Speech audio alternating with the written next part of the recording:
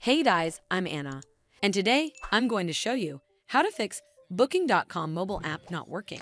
So first of all, you need to make sure you're running the latest version of the app. Open up App Store on your device, and then tap on this search icon in the bottom right corner. Then search for the Booking.com app, and if you see this update button right next to the app name, simply tap on it to make sure you're running the latest version of the app. But if you still encounter this issue, then you need to clear App Cache.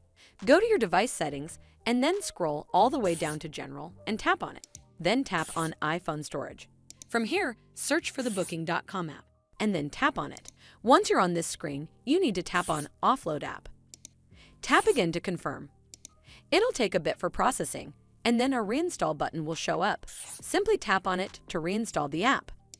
This should fix the issue, but if it doesn't, then you need to completely reinstall the app. Follow the on-screen instructions to navigate all the way to the app page. Once you're on this screen, tap on Delete App to uninstall the app from your device. Once uninstalled, you need to open up App Store and then search for the Booking.com app right over here in the search bar, and then click on this Get button to install it back on your device. Hopefully, this will fix the issue.